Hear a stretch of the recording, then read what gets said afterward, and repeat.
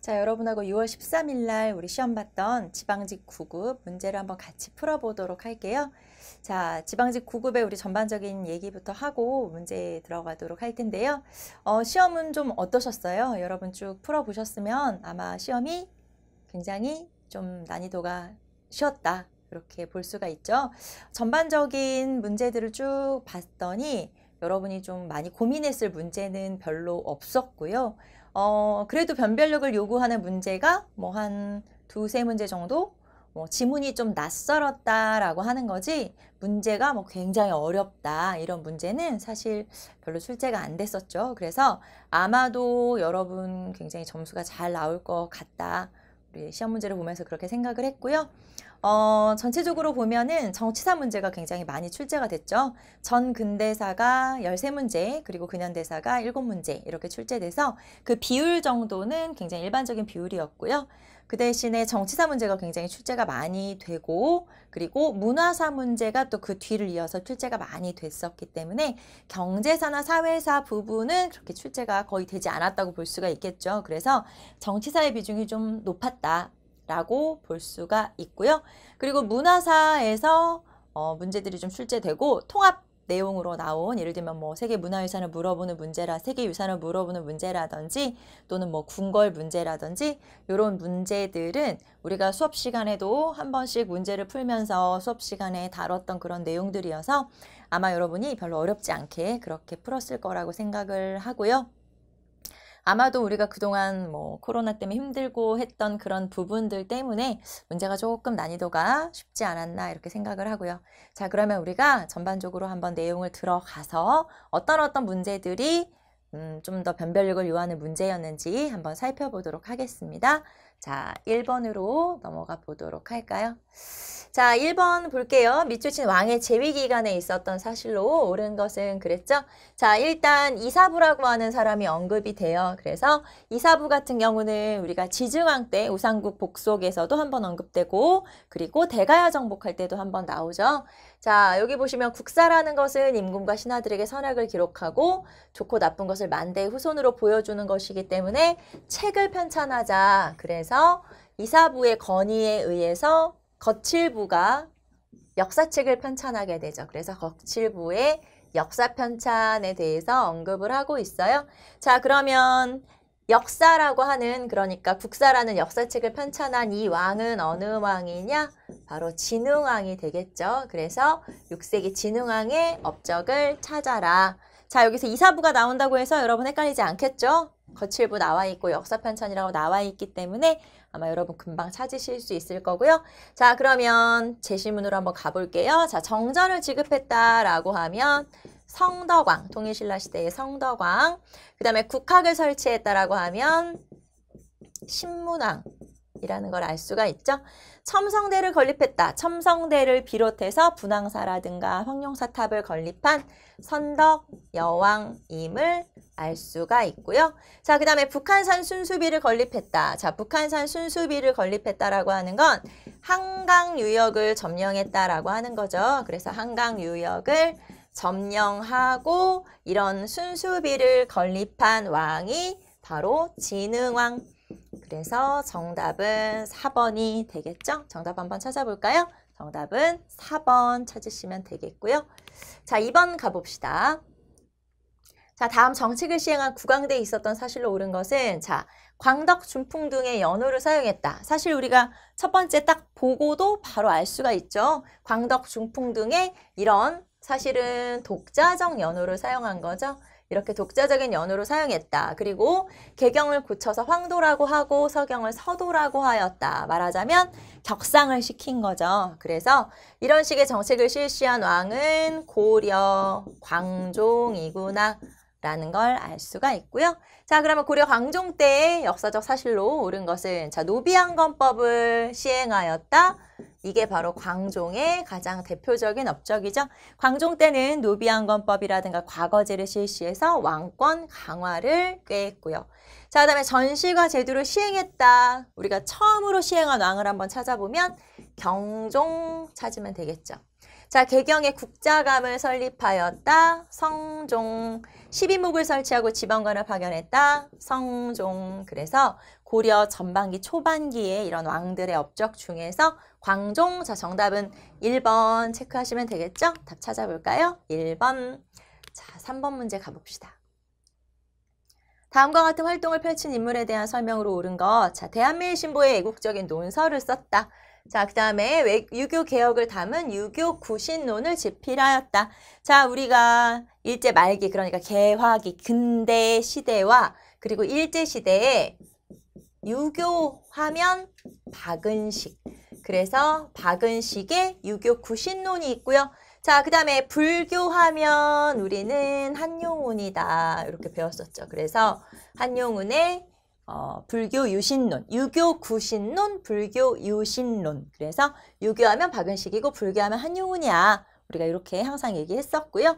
자, 그러면 박은식에 대해서 찾아라 라고 하는 문제죠. 찾아볼까요? 적극적인 의열활동을 위해서 한인애국단을 만들었다. 한인애국단은 1931년에 김구를 중심으로. 자, 임시정부의 활동이 침체되면서 임시정부 활동에 활력을 불어넣기 위해서 한인애국단을 만들었고, 이 한인애국단에서 이봉창이나 윤봉길의 의거가 나타나게 되죠. 자, 일본의 침략상을 폭로하는 한국 통사를 저술하였다. 1915년에 박은식에 의해서 출판된 책이, 저술된 책이 한국 통사죠. 여기서 통사라고 하는 통은 아픔, 고통의 역사라는 뜻이어서 고종이 즉위했을 때부터 백오인 사건이 일어난 일제시대가 막 시작되는 그 시기 즈음까지 역사를 정리한 책이 바로 한국 통사예요. 박은식이었고요. 자, 실증사학의 입장에서 연구하는 진단학회를 조직하였다. 자, 진단학회라고 해서 1934년에 자, 이 진단학회를 조직한 사람은 뭐 이병도라든가 손진태라든가 이런 사람들 중심으로. 자, 그 다음에 김원봉의 요청을 받아들여서 조선혁명 선언을 1923년에 신채호가 작성을 하게 되죠. 그래서 이 중에서는 박은식을 찾아라. 2번. 자, 정답 볼까요? 2번 찾으시면 되겠고요. 자, 4번 문제 갈게요. 자, 가 단체로 옳은 것은 자, 발기 취지서 나와 있네요. 인간사회는 많은 불합리를 산출한 동시에 해결을 요구하고 있는데 여성 문제가 그 중에 하나이다. 과거 조선의 여성 운동은 분산되어 있었다. 자, 분산되어 있으니까 하나로 합쳐야 된다. 그런 뜻이겠죠. 그것은 통일된 조직이 없고 통일된 지도정신이 없었고 통일된 항쟁이 없었기 때문에 조선 자매는 이제 여성을 말하는 거예요. 자매 전체의 역량을 공고히 단결하여 운동을 전반적으로 전개하면서 통일된 조직을 만들자라고 했고요. 자, 그러면 여성운동이면서 자, 민족유일당, 통일이라는 건 여기서 민족유일당, 즉 민족주의 계열과 사회주의 계열의 통합운동을 말하는 거죠. 자, 이 두 가지 키워드를 만족하는 단체는 근우회라고 하는 단체죠.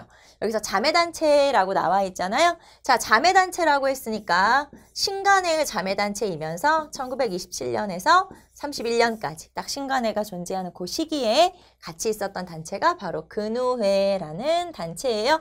자, 뭐 정답은 딱 나왔네요. 정답 한번 찾아보고. 자, 그러면 신간회는 민족유일당 운동으로 1927년부터 31년까지, 신민회 같은 경우는 애국계몽운동 단체이면서 비밀결사 조직이죠. 1907년에서부터 1911년까지. 정우회 같은 경우는 1926년에 만들어져서 정우회 같은 경우는 정우회 선언으로 유명하죠.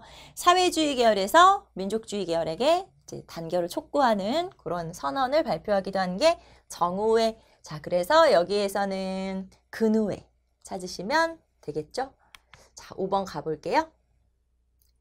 다음 글에 설명하고 있는 문화유산. 자, 요 문화유산 같은 경우가 이제 궁궐을 물어보는 그런 문제였죠. 이곳은 원래 성종의 형인 월산대군의 집이 있었던 곳으로 자, 선조가 임진왜란 뒤에 임시거처로 사용하면서 정릉동 행궁이라고 불리었고 광해군 때는 경운궁이라고 불리었다. 자, 임진왜란 피난 갔다 와보니까 서울에 한양에 궁궐이 다 부서지고 이제 왕이 거처할 곳이 마땅치가 않기 때문에 이 월산대군의 사저, 개인 집이었죠. 개인 집을 궁궐로 이렇게 개편을 한 거죠.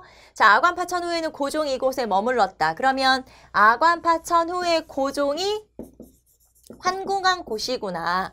자, 아관파 천후의 고종이 환궁한 곳은 우리 기억나죠, 여러분? 경운궁이고 이 경운궁은 나중에 자, 고종이 물러나고 순종이 즉위하고 나서 고종 황제에게 장수하십시오라고 하는 의미에서 궁궐의 이름을 덕수궁으로 고치게 되죠. 그래서 여러분은 덕수궁 찾으시면 되고요.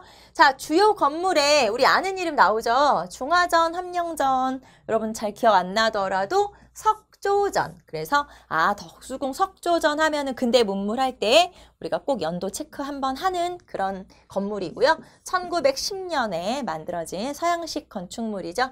자, 그러면 덕수궁을 찾으면 되는구나. 자, 그래서 정답은 4번 체크하시면 되겠네요. 한번 볼까요? 정답은 4번.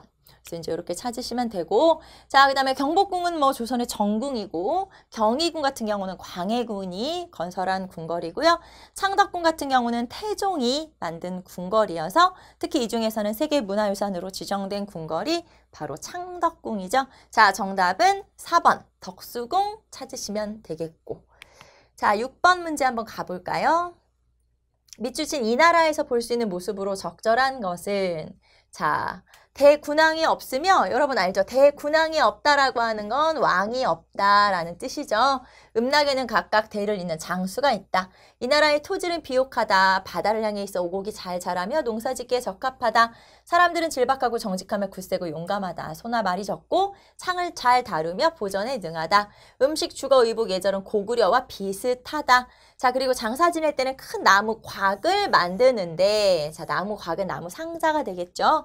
길이가 10여 장이나 되면 한쪽 머리를 열어놓아 문을 만들고 여기에다가 유골, 가족들의 유골을 모두 다 집어넣는다. 그래서 이 나라는 옥저. 그리고 요 제도는 우리가 가족 공동묘라고 하죠. 가족 공동묘. 골장제죠, 골장제. 자, 그러면 옥저에 대해서 찾아라 라고 하는 얘기고요. 자, 그럼 옥저 한번 찾아볼까요? 1번에 민며느리를 받아들이는 읍군. 자, 민며느리 제도가 있었다. 이게 바로 옥저에 대한 설명이 되겠고요. 자, 위만에게 한나라의 침입을 알리는 장군. 그러면 여기서는 위만 조선을 얘기하는 거겠죠? 그래서 위만 조선 시기. 자, 5월이 씨를 뿌리고 하늘에 제사를 지내는 천군. 자, 5월제가 나와 있고 천군이 나와 있으니까 사만이 되겠죠. 5월 수린날, 10월 계절제 사만이죠. 그리고 천군이 있으니까 사만이고 국가의 중요한 일을 논의하고 있는 마가와 우가. 자, 마가와 우가가 군장이었다. 그러면 부여. 자, 그래서 이 중에서 6번의 정답은 민며느리제 옥저 정답 1번이네요.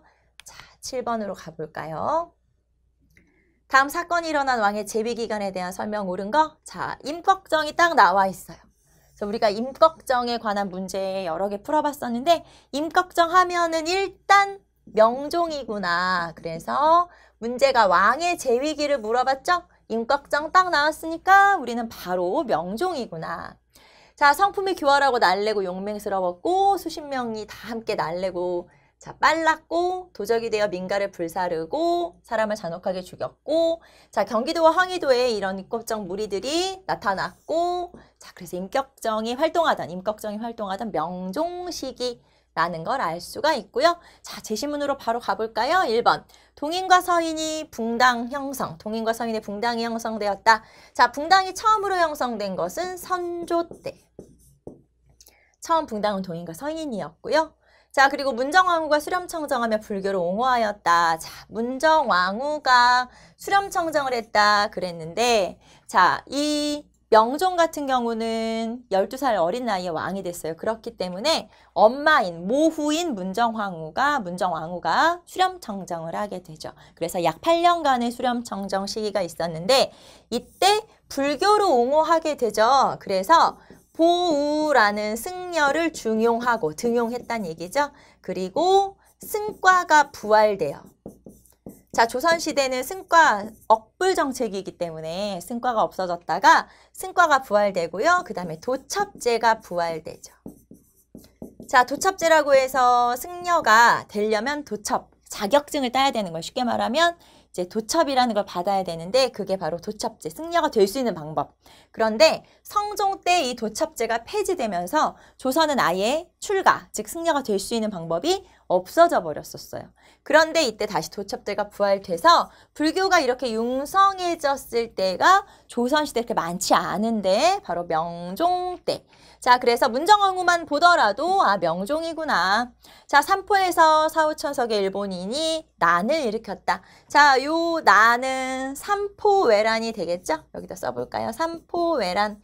그래서 삼포외란이라고 하는 건 중종 때. 이 삼포외란을 계기로 해서 우리 비변사가 설치가 되죠.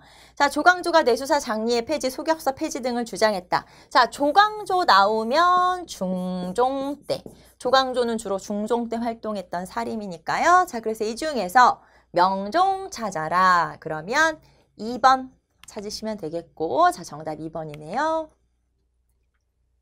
자, 8번 밑줄친 이 부대에 대한 설명 옳은 것은 자, 윤관이 아래기를 자, 일단 윤관 이름 딱 나왔고요.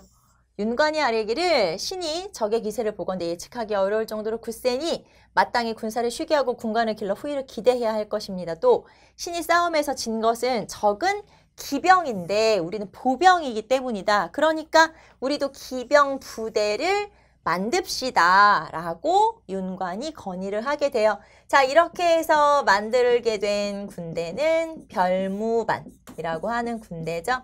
고려 숙종 때 만들어진 군대로 이 별무반 같은 경우는 신기군, 기병부대 넣어서 그리고 신보군, 보군은 보병이죠. 보병부대 그리고 항마군은 승병이에요. 그래서 이렇게 세 개의 군대를 편성을 한 게 바로 별무반이다. 결국에는 별무반을 끌고 윤관이 여진족을 토벌해요.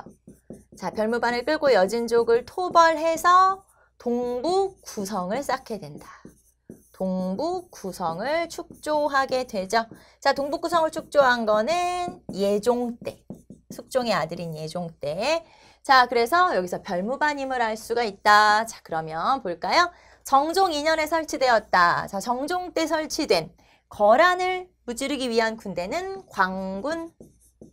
자, 귀주대첩에서 큰 활약을 했다. 귀주대첩은 거란이랑 싸웠을 때고요.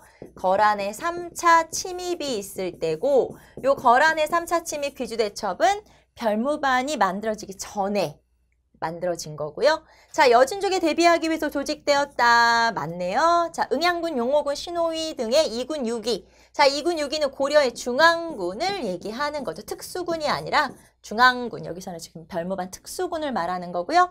자, 그래서 정답 3번 체크하시면 되겠고요. 자, 9번 갈게요. 밑줄친 이 나라에 대한 설명 옳은 것은 자, 이 나라는 사만의 종족이며 지금의 고령에 있다. 자, 기원 원년에 그 국왕 하진은 사신을 보내 남제에 공물을 바쳤다. 남제에서는 국왕 하지에게 보국장군 본 국왕을 제수하였다.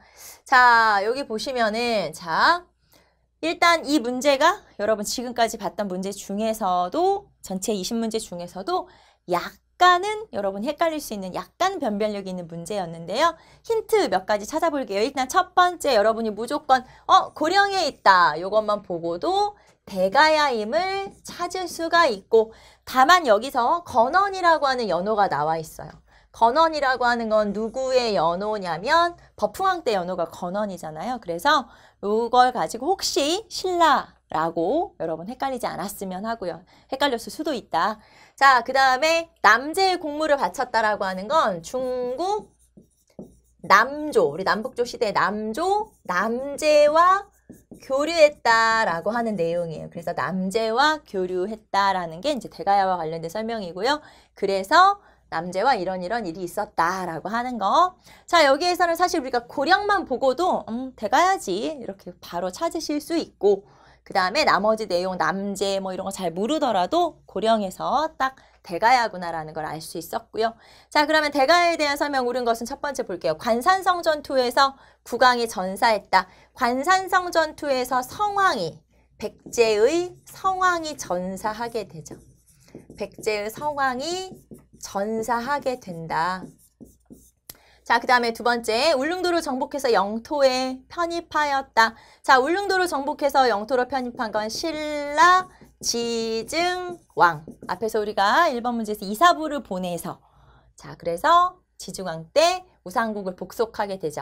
자, 호남 동부 지역까지 세력을 확장했다. 자, 호남 동부 지역까지 세력을 확장했다라고 했는데 요 대가야 같은 경우는 세력을 확장해서 백제 지역까지, 그래서 백제의 소백산맥을 넘어서 백제, 그러니까 지금으로 하면 이제 호남 동부가 되겠죠. 전라북도. 그래서 어디까지 점령을 했냐면 남원이라든가 임실이라든가 이런 지역까지 진출. 그래서 이 지역까지 영향력을 확보했다라고 볼 수가 있어요. 그래서 대가야를 골라라 하면 여러분 3번 찾으시면 되고, 신라를 도와서 낙동강 유역에 진출한 왜를 격파했다. 누가? 고구려 광개토대왕이. 자, 그래서 이거는 고구려에 관한 설명이 되겠죠. 나라를 찾으라고 했으니까. 자, 이 중에서 대가야는 3번. 자, 10번 볼게요. 다음 설명에 해당하는 발해왕의 재위기간에 신라에서 일어난 상황. 자, 앞에서 우리가 9번 문제가 조금 변별력이 있다라고 얘기했고요. 10번 문제도 여러분이 조금 헷갈렸을 수 있다. 그래서 요 발해왕의 재위 시기가 여러분 조금 헷갈렸을 수도 있는데 한번 볼까요? 발해왕. 자, 대흥이라는 독자적인 연호를 사용했다. 자, 발해왕들은 이렇게 독자적인 연호를 사용했는데 대흥이란 연호를 사용한 왕은 바로 발해문왕. 우리가 문왕 하면은 8세기 후반기의 왕이다. 이렇게 배웠어요. 8세기 후반. 자, 수도를 중경, 상경, 동경으로 옮겼죠. 그리고 일본에 외교문서를 보내서 천손, 하늘의 자손이야. 천손 사상을 나타냈고 그 다음에 당과 친선관계를 맺기 시작했다. 그래서 전반적으로 문왕이구나 라는 걸 알 수 있는데 그러면 요 문왕 시기에, 자, 문제가 뭐였냐면 문왕 시기에 신라는 무슨 일이 있었어? 이렇게 물어봤어요. 그래서 이런 문제 우리 모의고사 때 풀었던 기억이 나요. 자, 그러면 문왕 때 요 8세기 후반에 어느 왕부터냐면 요 문왕은 성덕왕부터, 성덕왕 거의 말기부터 원성왕까지 요 시기에 해당하는 요 재위 시기가 있는 왕의 업적이 뭐냐 이렇게 찾으시면 되거든요. 그래서 요 성덕왕에서부터 원성왕까지 찾으면 된다. 자, 그럼 이 사이에 누구누구 있어요, 여러분? 성덕왕, 그 다음에 성덕왕 적어볼까요, 한번? 성덕왕, 경덕왕, 해공왕, 자, 그 다음에 선덕왕, 그 다음에 뭐 원성왕, 요런 왕들이 있죠. 뭐 이제 이 사이사이에 더 있긴 하지만 우리 딱 기억나는 왕으로는 한 요 정도 있다라고 보시면 되고요. 자, 그러면 요 시기 안에 들어갈 업적 한번 찾아볼까요? 자, 노급을 폐지했다. 노급 폐지는 신문왕이죠. 신문왕 같은 경우는 7세기 후반이에요. 그래서 7세기 후반이니까 틀렸고, 그 다음에 청해진이 설치되었다. 청해진이 설치된 건 흥덕왕이라는 왕이거든요. 흥덕왕. 그러면 흥덕왕 같은 경우는 언제냐면 청해진 설치가 거의 한 9세기 전반기예요. 9세기 전반. 820년대. 그러니까 9세기 전반이기 때문에 이것도 아니겠죠. 3대목이 편찬되었다. 3대목이 편찬된 건 진성여왕 때. 888년에. 그러니까 9세기 말이에요. 자, 그 다음에 독서상품과가 설치되었다. 독서상품과가 설치된 게 8세기 앞부분이죠. 그래서 이게 원성왕 때구나. 그래서 원성왕 찾으면 되겠죠. 우리가 요 사이에 들어갈 왕들이. 그래서 8세기 한 중후반에 해당하는 그 왕, 그렇게 업적이 겹치는 왕이 누구냐? 바로 원성왕의 독서상품과. 자, 답은 4번. 체크하시면 되겠고, 자, 아마 10번 문제가 여러분이 조금 헷갈리지 않았을까 하는데 보통은 이 통일신라 시대, 즉 신라 중대와 하대의 시기를 7세기, 8세기, 9세기 이런 식으로 좀 구별을 해놓으시면 이런 문제도 쉽게 해결할 수가 있겠죠. 자, 11번 가볼까요? 자, 그의 저술로 오른 것은 그랬네요. 자, 서울 노론 집안에서 태어난 그는, 자, 노론 집안이다. 그러면 실학자 중에서도 중상학파 실학자가 되겠죠. 그는 양반전을 지었다. 자, 양반전이라고 하는 양반사회 허위를 고발하는 한문 소설을 썼고요. 자, 그는 또는 한전론을 주장했다. 여기서 말하는 한전론은 여러분 이계 한전론과는 다르게 토지 소유의 상한선을 제시한 게 바로 이 한전론이고요. 상공업 진흥에도 관심을 기울여 수레와 선박 등을 이용할 것을 강조하기도 했다. 자, 그러면 이 사람은 누구냐? 박지원이라는 실학자가 되겠죠. 자, 그러면 박지원의 저서는 일단 가장 대표적으로 열하일기 있고요. 열하일기 있고, 그 다음에 이 사람의 저서는 관홍소초라고 하는 책도 있고, 요 책의 부록인 속혀 있는 한민명전이라고 하는 요런 책도 있고요.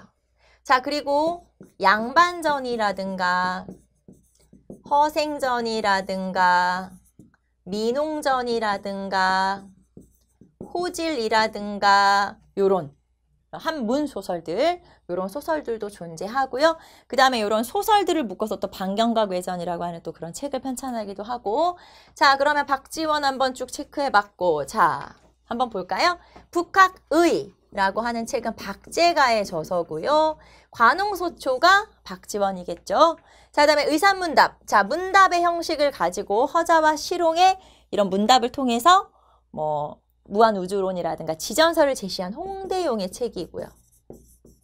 지봉유설은 자, 실학의 선구자인 이수광의 백과사전적 저서가 바로 지봉유설이죠. 그래서 이런 지금 실학자들과 관련된 저서들에서는 여러분 뭐가 중요하다? 저자와 그 다음에 저서를 연결하는 게 중요하다. 조선 후기에 농서도 그렇고 그 다음에 백과사전적 저서도 그렇고요. 대부분 조선 후기의 이런 국학과 관련된 저서들은 저자와 저서를 연결하는 게 일단 첫 번째 중요하죠. 자, 정답 볼까요? 2번. 자, 12번 봅시다. 가시기에 있었던 일로 옳은 것은 자, 이렇게 놓고 보니까 뭔가 되게 복잡할 것처럼 보이지만 여러분 한번 보세요. 자, 이종무의 대마도 정벌이 나와 있어요. 이종무가 대마도 정벌, 쓰시마섬을 정벌한 거는 세종 때죠. 세종이 즉위하자마자 자, 왕위에서 물러나고 있던 태종이 말하자면 이방원이 상황이었는데 그때 상황의 주도하에 쓰시마섬이 정벌이 되죠. 그래서 시기로 하면은 15세기 전반, 1419년 정도 되니까 15세기 전반이고요.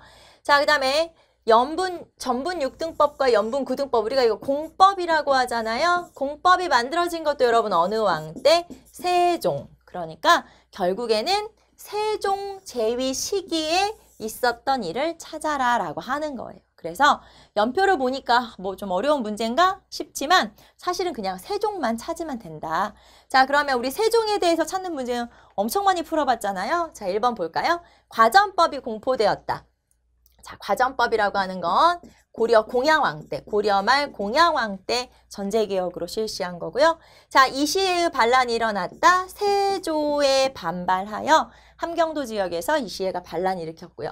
농사직설은 우리 최초의 농서, 그래서 농민들의 경험을 담은 최초의 농서죠. 세종 때 편찬됐고요.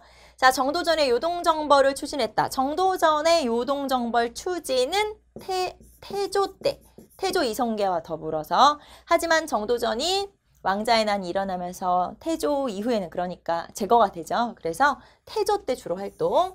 자, 그러면 이 중에서 세종의 업적을, 세종 시기에 있었던 일을 찾아라. 그러면 농사직설 찾으시면 되겠죠. 그래서 아마도 금방 여러분 답을 체크하실 수 있었을 거고요. 자, 정답 3번 받고. 자, 13번 볼까요? 가시기에 있었던 일로 옳은 것은, 자, 이것도 이제 연표처럼 이렇게 체크가 돼 있네. 한번 시기를 체크해 볼까요? 강화도 조약을 체결했다. 1876년에. 자, 그 다음에 청해 영선사를 파견했다. 우리 요 정도 연도는 우리 근현대사 공부해서 이제 알잖아요, 여러분. 그래서 1881년에 영선사를 파견하게 되죠.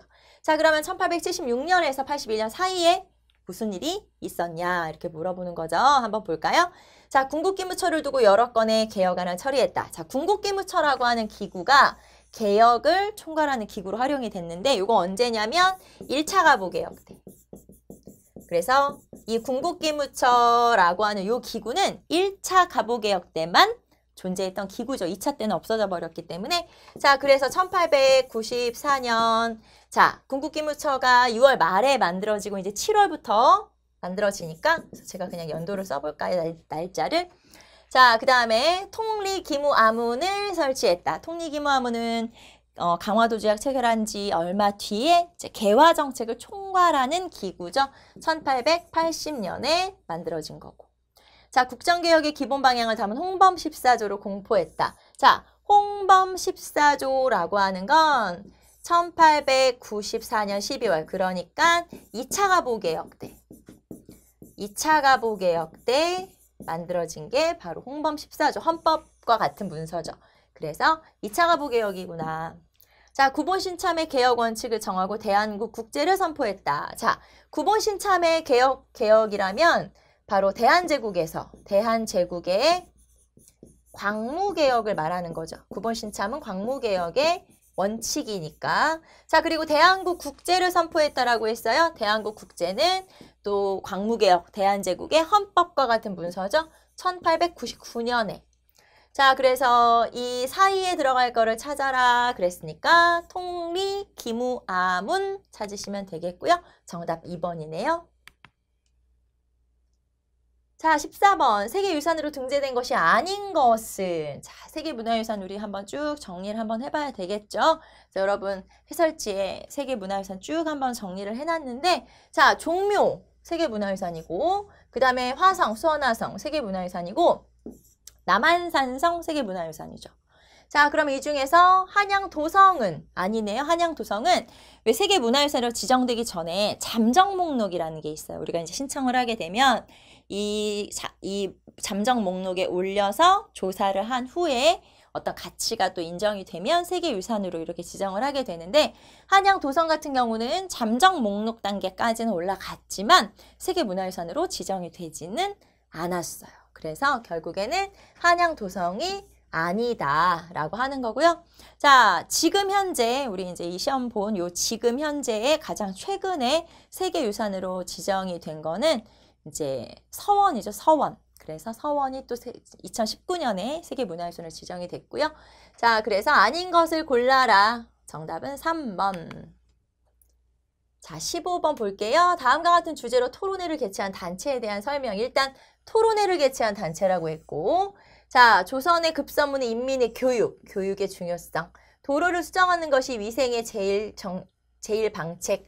자, 인민의 귀로 듣고 보는 것이 개명케 하려면 우리나라 신문지며 다른 나라 신문지들을 널리 반포하자. 신문이라든가 교육이라든가 뭐 도로 개선이라든가 뭐 위생이라든가 이런 굉장히 여러 가지 주제를 다루고 있는데요. 자, 그러면 우리가 날짜를 한번 가서 볼게요. 1897년이라고 되어 있네요. 그러니까 1890년대 말에 이런 여러 가지의 토론 주제를 가지고 토론을 개최했다. 그러면 인민을, 즉 국민들을 계몽하기 위한, 백성을 계몽하기 위한 단체다. 즉 독립협회다라는 걸 알 수 있죠. 자, 독립협회는 1896년에서부터 1898년까지 존재했던 단체고요. 자, 그러면 독립협회에 대한 설명으로 옳은 것을 골라라. 첫 번째, 헌정연구회의 활동을 계승하여 월보를 간행했다. 자, 우리 헌정연구회 애국계몽운동 단체고, 월보하면은 애국계몽운동 단체 중에서 대한자강회 월보가 있죠. 그래서 대한자강회라고 하는 단체가 만들어졌어요. 대한자강회 월보. 자, 국민계몽을 위해서 회보를 간행하고 만민공동회를 개최했다. 자, 만민공동회는 독립협회에서 개최한 일종의 민중집회를 말하는 거고요. 회보라고 하는 건 이 독립협회의 기관지가 대조선 독립협회 회보예요. 자, 대조선 독립협회 회보가 독립협회의 기관지인 거죠. 그래서 회보를 발간했다. 그리고 이거 말고도 여러 가지 토론회, 강연회, 연설회, 그리고 뭐 잡지 발행 이런 것들이 바로 독립협회에 관련된 설명. 여러분은 만민공동회만 보고도 독립협회구나. 찾을 수 있었을 거고요. 자, 그다음에 보부상 중심의 단체로 황권 강화를 통한 부국강병을 행동 지침으로 삼아서 나중에 이 독립화폐를 해산시키는데 이용된 단체가 황국협회. 그래서 보부상 단체라고 하는 이 표현에서 알 수가 있다. 자, 일본이 황무지 개간을 구실로 토지를 약탈하려 하자 대중적 반대운동을 벌여서 결국에는 일본이 요구하는 황무지 개간권을 철회시킨 단체. 그래서 황무지 개간권 나오면 알 수 있는 단체가 보안회라고 하는 단체죠. 자, 그래서 이런 단체들 한번 체크해봤고요. 이 중에서 독립협회를 찾아라. 정답은 2번. 자, 16번. 밑줄 친 그의 활동으로 옳은 것은 경술련의 여러 형제들이 모여서 같이 만주로 갈 준비를 했대요. 자, 그는 1만 녀석의 재산과 가업을 모두 팔고 큰 집 작은 집들이 함께 압록강을 건너 떠나서 자, 만주에서 독립군 양성기관인 신흥 강습소를 설립했다. 자, 처음에 세워진 이름은 신흥 강습소예요. 그런데 그 뒤에 이름 뭘로 바뀌었죠? 신흥 강습소가 신흥 무관학교로 바뀌었죠. 그래서 신흥 무관학교를 설립했고, 자, 그 다음에 땅을 사서 그 지역에다가 자치단체를 만들고 학교를 설립하고 이런 걸 우리가 보통 독립운동 기지건설이라고 하는데 여기에서 경학사라든가 그 다음에 부민단이라든가 한족회라든가 이런 단체를 만들었던 자, 이거는 뭐 여러분 신민회의 활동이라는 걸 다 알고 있을 텐데 특히 신민회의 회원 중에서 국권 피탈이 되자 자신들의 재산을 전부 처분해서 6명의 형제였거든요. 이 형제가 자신들의 재산을 다 처분해서 만주로 가서 이렇게 신흥무관학교 설립에 기여한 이 사람들 누구냐? 이회영이라는 사람이고요. 이회영을 비롯한 6명의 형제들, 자, 이 형제들이 독립운동에 매진하게 되고요. 기여하게 되고 특히 신흥무관학교 설립에 기여하게 되죠. 이 6명의 형제 중에서는 이시영도 들어가고요. 자, 그러면 그는 여기서 이제 이회영이니까 한번 찾아볼까요? 조선어학회 사건으로 옥고를 치렀다. 자, 조선어학회 사건은 1942년이고요. 이회영 선생 같은 경우는 이제 그 전에 사망을 했기 때문에 자, 그리고 독립운동단체인 경학사를 조직했다. 자, 신흥무관학교는 학교지만 이 학교 말고도 자치단체들을 만들었다. 그 자치기구, 자치정부 같은 역할을 하는 단체가 경학사, 부민단, 그리고 나중에 한족회 이렇게 연결이 돼요. 그래서 여기서 경학사를 조직하였다. 그러면 여러분 이회영이구나. 자, 3.1운동 민족대표 33인 중에 하나였다. 자, 3.1운동 당시 민족대표 33인은 대부분 종교계 인사들이 많이 포함이 되죠. 그래서 여기에는 들어가지 않았다. 삼균주에 입각한 한국국민당 결성. 자, 한국국민당은 1935년에 임시정부에서 김구가 만든 정부 여당을 말하는 거예요. 그래서 이 중에서 이회영의 활동과 관련된 걸 찾아라. 정답은 2번 찾으시면 되겠고 이 문제도 아마 여러분이 이런 신민을 바로바로 떠올리시지 못한다면 생각이 안 난다면 조금 어렵다라고 볼 수 있었을 텐데 아마도 여러분이 신흥무관학교에서 생각이 나지 않았을까 이렇게 볼 수 있겠네요. 자, 16번의 정답은 2번이었고요. 자, 17번 볼까요? 17번 볼게요. 자, 밑줄 친 새 헌법에 대한 설명으로 옳은 것은 정부에서는 6월 15일 국회에서 통과된 개헌안을 이송받자 긴급 국무회의를 소집하고 정식으로 공포했다. 개정된 새 헌법은 16일 0실기에 효력을 발휘하는데 새 헌법이 공포됨으로써 실질적인 내각 책임 체제의 정부를 이루게 되었다. 자, 우리나라에서 내각 책임제 개헌은 3차 개헌밖에 없죠. 3차 개헌이고 그리고 여러분 시기를 한번 보시면 1960년이라는 걸 우리가 알 수가 있어요. 그래서 1960년에 3차 개헌이고 내용은 내각 책임제와 그 다음에 양원제를 골자로 하는 헌법이 통과된 거죠. 자, 이렇게 개헌이 나오면 여러분 조금 어려울 수도 있고 헷갈릴 수도 있는데 개헌 같은 경우는 여러분 정확히만 알아두시면 헷갈릴 게 전혀 없어요. 그렇기 때문에 특히 이렇게 4.19 혁명과 관련된 3차 개헌이라든가 민주화운동과 관련된 개헌, 특히 6월 민주항쟁과 관련된 9차 개헌이라든가 이런 것들을 잘 알아두시면 되겠죠. 자, 그러면 내용으로 한번 가볼게요. 첫 번째, 임시수도 부산에서 개정되었다. 자, 임시수도라는 건 지금 현재 6.25 전쟁 중이라는 얘기예요. 그래서 1차 개헌을 우리가 발췌개헌이라고 하죠. 발췌개헌 같은 경우는 1952년에 개정이 됐기 때문에 이 개헌은 부산에서. 그래서 1차 발췌개헌을 얘기하는 거고요. 두 번째, 4.4.5입의 논리로 통과되었다. 그러면 이거는 2차 개헌. 그래서 4.4.5입 개헌이죠. 자, 4.4.5입 개헌은 1954년에 4.4.5입 개헌이 통과가 된 거고요. 이 4.4.5입 개헌의 내용이 그거잖아요. 초대 대통령이 안에서 중임 제한을 폐지한다.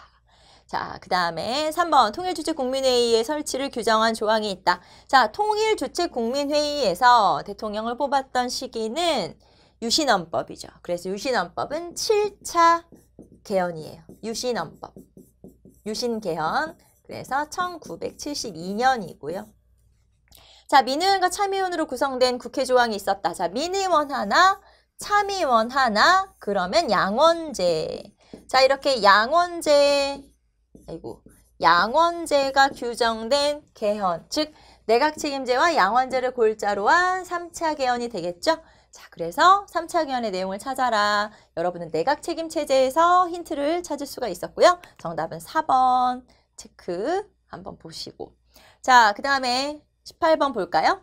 다음 사건 이후에 일어난 일로 옳은 것은, 자, 개경을 떠난 피난 중인 왕이 안성현을 안성군으로 승격시켰다. 자, 누가 쳐들어와서 지금 피난을 갔냐면 홍건적이 양강도를 침입하자 수원은 항복하였는데 작은 고을인 안성만 홀로 싸워서 승리함으로써 홍건적이 남쪽으로 내려오지 못하게 했기 때문이다. 자, 여기에서 홍건적을 피해서 개경을 떠나서 피난을 갔고요. 그 다음에 왕이 피난을 갔다. 자, 그러면 홍건적의 침입은 자, 어느 왕이냐? 공민왕이에요. 공민왕 때 자, 홍건적의 1차 침입이 있었고 홍건적의 2차 침입도 공민왕 때 있었죠. 그래서 자, 요 홍건적의 1차 침입 같은 경우는 59년에 홍건적의 2차 침입은 1361년에. 그래서 둘 다 공민왕 때 있었고요. 자, 이 중에서 개경이 함락돼서 피난. 그래서 왕이 복주로 피난을 갔다. 안동이에요. 이게 바로 공민왕 때 2차 침입이죠. 홍건적의 2차 침입.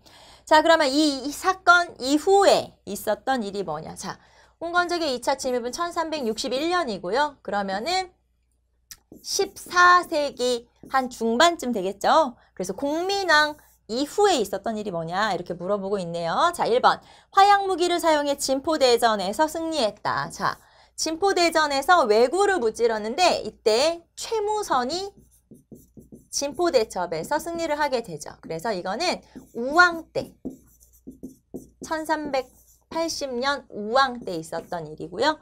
처인성에서 적의 장수 살리타를 사살하였다. 자, 살리타를 사살했다라고 하는 건 몽골의 2차 침입 때.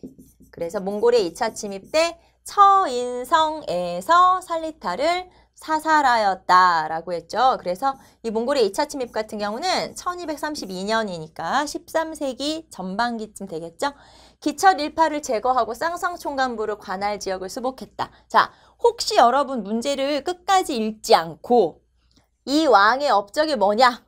당연히 공민왕이니까 3번이지. 이렇게 체크한 친구들도 분명히 있을 것 같아요. 근데 문제가 뭐였냐면 이후에 일어난 일이다라고 했잖아요. 근데 여러분은 그냥 이거 공민왕이다 이렇게 바로 체크했을 텐데 항상 문제를 끝까지 잘 읽어보셔야 되겠죠. 그래서 이 문제를 제가 보면서 틀린 친구들이 있었겠구나 이렇게 생각을 했는데 자, 쌍성총관부를 관할 지역을 수복했다. 이거는 공민왕의 업적이지만 요 공민왕의 업적은 1356년쯤 되니까 이 피난 이전에 있었던 일인 거예요. 그래서 여러분 헷갈리지 마시고 자, 그다음에 적의 침입을 물리치기 위한 염원에서 팔만대장경을 만들었다. 팔만대장경 같은 경우는 우리가 정확히 몇 년부터 몇 년 모르더라도 무신집권기 때, 최우 집권기 때 있었죠. 그래서 1236년에서부터 1251년까지 이렇게 있었던 게 바로 팔만대장경 조판이죠. 자, 그러면 이후에 있었던 일, 즉 공민왕 이후에 있었던 왕은 우왕. 그래서 5항을 찾으시면 되겠네요. 정답은 1번. 자, 19번 가볼까요? 가와 나 시기 사이에 있었던 사실로 옳은 것은 자, 남인들이 대거 관직에서 쫓겨나고 허적과 윤휴 등이 처형되었다. 자, 일단 남인들이 쫓겨났고 그 다음에 허적과 윤휴 등이 처형되었다. 이 사건은 경신왕국이에요.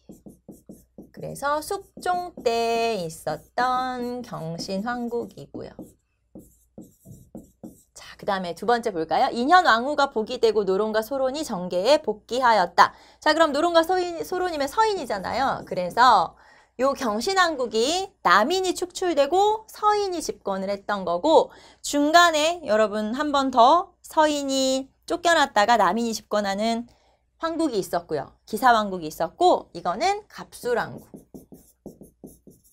그래서 숙종 때 갑술왕국을 말하는 거고요. 자, 그래서 이거는 세 번째 황국, 첫 번째 황국이죠. 자, 그럼 볼까요? 첫 번째, 송시열과 김수왕 등이 처형당했다. 자, 송시열과 김수왕 등은 서인이고 노론이고 이 사람들이 처형당한 사건은 기사왕국이죠. 그래서 기사왕국이 일어났는데 장희빈의 아들을 원자, 세자로 책봉하는 문제에 반대하다가 서인들이 축출당한 거고요. 기사왕국은 경신왕국과 갑술왕국 사이에. 그래서 우리가 앞에 우리 이 순서 외울 때 경, 기, 갑 이렇게 우리 순서 암기하고 있잖아요. 자, 그 다음에 서인과 남인이 두 차례 걸쳐 예송이 일어났다. 예송은 현종 때. 왕만 알아도 체크할 수 있겠네요. 자, 서인 정치의 한계를 느낀 정여립이 모반을 일으켰다. 정여립의 모반 사건. 우리가 보통 기축목사라고 하는데 이 사건은 선조 때, 1589년 선조 때 청의 요구에 따라서 조총부대를 영고탑으로 파견했다. 이게 뭐지? 청나라의 요구에 따라서 군대를 파견했죠. 이거는 나선정벌. 자, 그럼 나선정벌이면 효종 때 있었던 사건이에요. 그래서 17세기 중반쯤에. 자, 그럼 이 중에서 환국, 특히 숙종 때 환국 사이에 어떤 사건이 들어가냐? 1번 체크하시면 되겠죠. 자, 답은 1번. 20번 가볼게요. 자, 다음의 사건을 시기순으로 바르게 나열한 것은 제헌국회가 구성되어 헌법을 제정하였다. 자, 제헌국회가 구성되고 자, 그러면 제헌국회는 50총선거에 의해서 만들어진 거죠. 그래서 1948년 5월 말에 국회가 구성되고요. 헌법을 제정 공포한 게 우리 제헌절이잖아요. 자, 그래서 1948년 7월이고 자, 여운형과 김규식은 좌합작위원회를 조직하였다. 자, 이승만의 정읍 발언에서 남한만의 단독정부 수립을 주장하게 되고 그것에 반발해서 좌합작위원회를 조직했죠. 1946년 7월이었고요. 조선 건국동맹을 기반으로 조선 건국준비위원회가 조직되었다. 자, 건준위는 해방이 되자마자 그래서 1945년 8월 자, 민주주의 임시정부 수립을 논의하기 위해서 제1차 미소 공동위원회가 열렸다. 1946년 3월에 제1차 미소 공동위원회가 열리게 되죠. 자, 그러면 순서대로 한번 해볼까요? 제일 먼저 다, 그 다음에 라, 나, 가 이렇게 순서네요. 자, 그래서 정답은 3번 찾으시면 되겠네요. 체크. 자, 그래서 여러분하고 20문제 한번 쭉 시험 봤던 문제들 한번 쭉 풀어봤는데요. 자, 여러분 같이 해설 한번 들어보고 같이 풀어보니까 더 쉽게 느껴지죠. 그래서 이번 문제는 좀 이렇게 난이도가 좀 낮은 많이 어렵지 않은 그런 문제였는데요. 자, 그러면 이제 우리가 앞으로 7월에도 시험이 있고 하니까 앞으로 어떻게 공부해야 될지 한번 생각을 해보면 이렇게 난이도가 좀 낮고 쉬운 문제가 주로 출제되고 그럴 경우에는 일단 제일 중요한 게 기본적인 개념을 정확하게 알고 가는 거예요. 그래서 여러분 좀 어렵게 나오는 그 몇 문제 때문에 너무 자세하게 막 내용을 다 외워야 되고 하는 게 아니고요. 기본적으로 꼭 알아야 되는 기본 개념들을 정확하게 숙지하는 게 첫 번째 방법이고요. 두 번째 같은 경우는 두 번째는 기출문제를 잘 활용해서 보는 거예요. 자, 시험 문제 한번 쭉 풀어보셨는데 여러분 어떤 느낌이 들었냐? 보통 한번 내가 풀어봤던 문제 같은데 어디서 좀 본 것 같은 지문인데 아마 이런 생각이 많이 들었을 거예요. 몇 문제 빼놓고는 거의 다 여러분이 굉장히 쉽게 접할 수 있는 지문들이거나 그랬거든요. 그렇기 때문에 이런 경우에는 기출문제를 충분히 풀어보고 분석하고 활용하고 하는 것에서 우리가 이제 문제를 풀 수 있는 어떤 연습도 하고 개념도 확인하고 하는 걸 할 수 있기 때문에 기출문제를 잘 활용하자. 자, 그래서 첫 번째, 기본 개념을 정확하게, 여기서 정확하게가 중요한 거예요. 두 번째는 여러분 기출문제를 잘 활용해서 이제 최소한 실수를 줄이는 연습을 하는 게 중요하겠죠. 정말 어려워서 내가 틀리는 게 아니라 잠깐 헷갈렸다. 이런 데서 우리가 또 이제 틀리는 경우가 있기 때문에 그렇게 오답을 좀 줄이는 그런 연습을 하는 게 중요하다. 그래서 여러분 7월 시험까지는 여러분이 그동안 봤던 것 중에서 좀 틀리는 문제, 자주 틀리는 문제들 있잖아요. 그런 거 꼭 확인하시고 그 다음에 내가 좀 놓쳤던 부분들, 기본 개념들이라든가 이런 것들 다시 한번 쉬운 거일수록 다시 확인하는 그런 연습을 좀 하시면 우리가 7월 시험에도 충분히 대비가 되겠다. 이렇게 볼 수 있겠죠. 자, 지금까지 여러분 해설 강의였고요. 수고하셨습니다.